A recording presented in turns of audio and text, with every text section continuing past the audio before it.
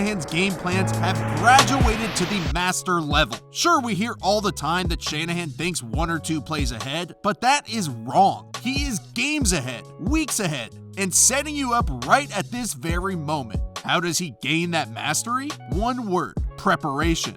You can't come close to matching his intensity. If you're not studying every play, series, or season, he is, and he will expose you. Heading into the Week 8 matchup with the Panthers, his preparation focused on 3 stats. The blitz-heavy Panthers have the highest sacks per game in the league with 4.3. They are 4th in the league in takeaways with 2.3 per game. However, according to Football Outsiders' advanced metrics, they are dead last in the league in rush defense. How does Shanahan take this information into the lab and construct a game plan that counters the Panthers' strengths and exploits their weaknesses? Their defense by nature is aggressive up the middle, and their linebackers and defensive backs are easily deceived. The linemen and linebackers want to get upfield to make big plays, which has gashed them in the running game repeatedly. To beat them, you take their best quality, their aggression, and then use that aggression against them. To create a game plan designed to attack a defense that gets upfield as quickly as the Panthers do, Shanahan frequently utilized quick screens, slip screens, and filter screens. But where he knew he'd really do his damage was in the running game. The roots of this game plan that he crafted for the Panthers didn't start this week or even this season, but goes all the way back to 2018. If you miss one play or forget about one game, he will find your weakness and capitalize on it. As the game plan evolves and unfolds, your jaw is left hanging on the ground. To illustrate, we'll first watch the play that was set up, then go back in time to discover how carefully calculated this play call truly was. This doesn't happen until the 3rd quarter, because Shanahan spent the first half setting the defense up for this exact play. There are certain aspects here that are crucial to the rest of this video, so try and take a mental note. On 1st and 10, the 49ers motion into a formation called Trey Right Tight. There are 3 wide receivers to the left with a nub tight end on the right. The play is called single wingback trap, which is fairly uncommon for modern offenses. The offense has been using jet motion all game to fool this defense, so they still have to respect it. On a trap play, the guard and tackle will combo block the defensive tackle, and then one of them will move on to the second level. With the tight end releasing to block the safety, this leaves the play side defensive end unblocked. In this play design, the pulling left guard is executing a long trap, where he will cross over more than 2 gaps to attack the unblocked defensive end, who is excitedly running upfield. The guard will trap him, hence the name, and push him outside of the running lane. This play is designed to go through the C gap, and Deebo Samuel hits that C gap hard. When I was charting this game, I knew I had seen this play before. The play by itself is great, but with the proper context, it's straight up masterful. Why is this play special, and why was it so effective? This play wasn't created this week. This part of the game plan was a year in the making. It all started last season in Week 14 when the Panthers played the Browns. The Browns are on the 4-yard line and motion their 3rd wide receiver into a similar bunch formation. Then the receiver jet motions across the formation, initially drawing the eyes of the defense. The Browns will pull a guard, but don't leave a defensive lineman unblocked, slightly different than the way Shanahan drew it up. After Baker executes the fake toss, he hands off to Jarvis Landry, who easily runs in for a touchdown. The left guard pulls to lead block, and the initial jet motion widens out safety Mike Adams enough that the guard can easily clean him out, creating a gigantic hole. What the Panthers really bite on here is the fake counter toss. Thomas Davis, Luke Kuechly, and Captain Munnerlyn charge hard and lunge upfield at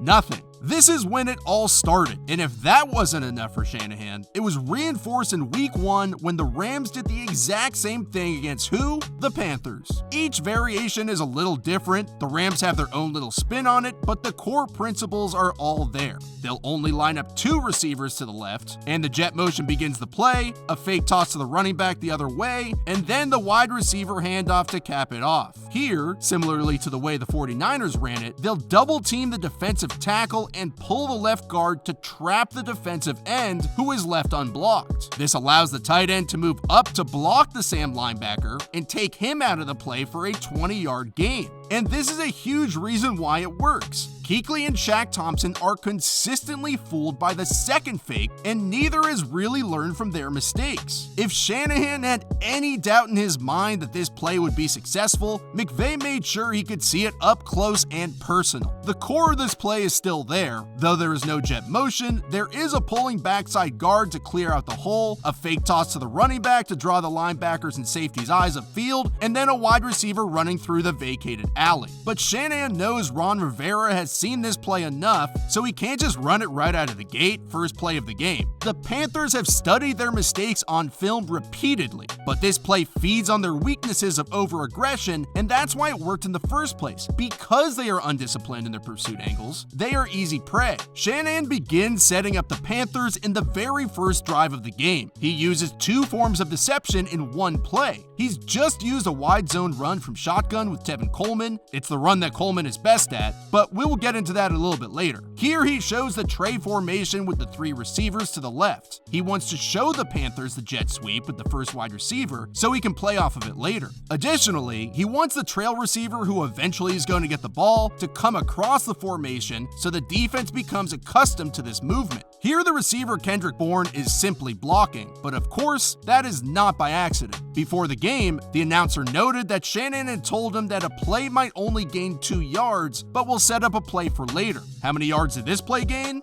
2.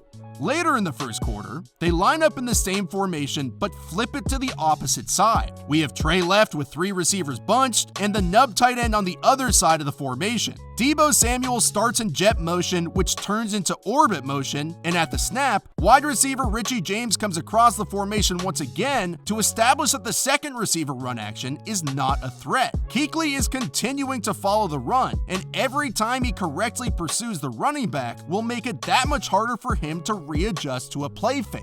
By the time that first play rolls around in the third quarter, the Panthers have seen this formation, they've seen this motion, they think they know what's coming, but they simply have no idea. Their defensive play call is designed to stop the jet sweep. The only problem is, it's not a jet sweep at all. Kuechly, Shaq Thompson, and Eric Reed all have their eyes locked on Sanders, and Deebo runs through the C-gap completely untouched. And this wasn't the only play Shanahan set up. Sometimes he's setting up 2 plays at once, sometimes he's setting up plays for next game. He is the Mona Lisa Vito of game planning. Not only did Tevin Coleman score 4 touchdowns against the Panthers, but a touchdown in the first quarter set up another touchdown in the second quarter. At the end of the first quarter, the 49ers are on the tip of the red zone. At the snap, the Panthers have 7 defenders in the box, and the 49ers only have 5 blockers, so they are losing the numbers battle. To counter this, they put wide receiver Dante Pettis into orbit motion to suck out a defender and run Tevin Coleman's favorite wide zone from shotgun. They leave defensive tackle Gerald McCoy completely unblocked to even out the numbers 5-5 and completely freeze him with play action. If you've been watching this channel, a few episodes ago, we covered the zone running scheme and how a running back should correctly read their blocks. Coleman is reading the defensive line from the outside in.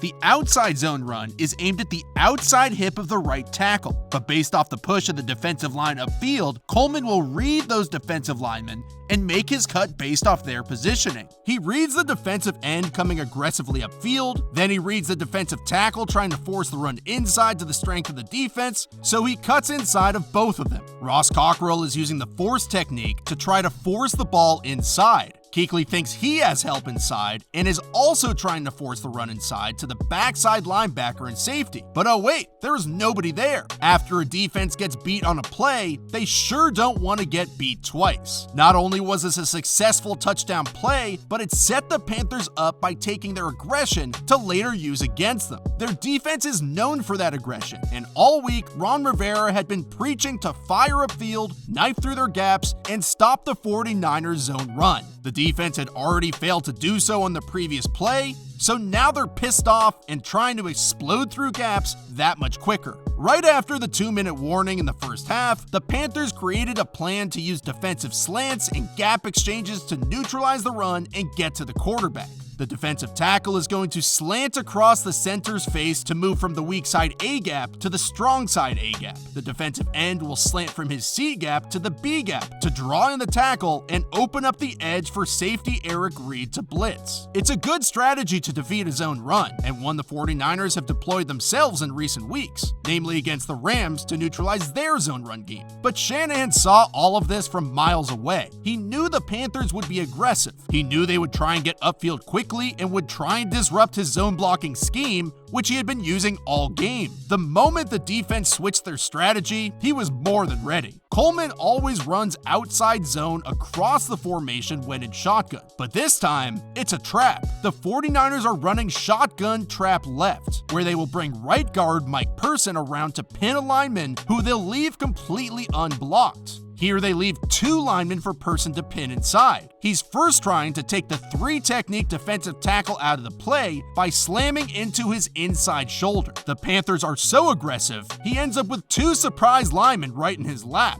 What's interesting here is that this play is designed to hit off the outside hip of the guard in the B-gap after the right guard pins the unblocked lineman. But due to the defensive tackle and defensive end crossing the offensive line's face by slanting inside, Coleman swiftly reads the angle and cuts backside away from the play design. Shanahan took these cats and viciously neutered them. He took their aggressive nature and completely schemed them out of the game. The 49ers executed jet motion, zone runs, and screens that were effective early on, and then when the Panthers thought they had it figured out, they were further exploited. Shanahan's preparation is so far ahead of his opponents, by the time the game rolls around, they have no shot. Nobody has solved Kyle Shanahan. Nobody. Every week is a master class, and Kyle Shanahan is the master. Thank you so much for watching this week's episode. Please make sure to like and subscribe so you can be notified of future episodes. I want to thank last week's new Patreon supporters. It's awesome to continue to see new people and grow together. Last week, I put my big 5 picks against the spread, which did great. We went 4-1. That one loss was me betting against Joe Flacco, which 99% of the time is the right call, but 7-3 over the last 2 weeks, so we're making money over here. If you want to join my Patreon page, click the link below and get access to my picks and everything else. We've been talking some fantasy, getting help with start-sit questions or trades or whatever, and I've been posting a few plays from Kyle Shanahan's playbook, which are incredible. Make sure to follow me at AlexRollinsNFL on Twitter, and yeah, that's it. See you next week.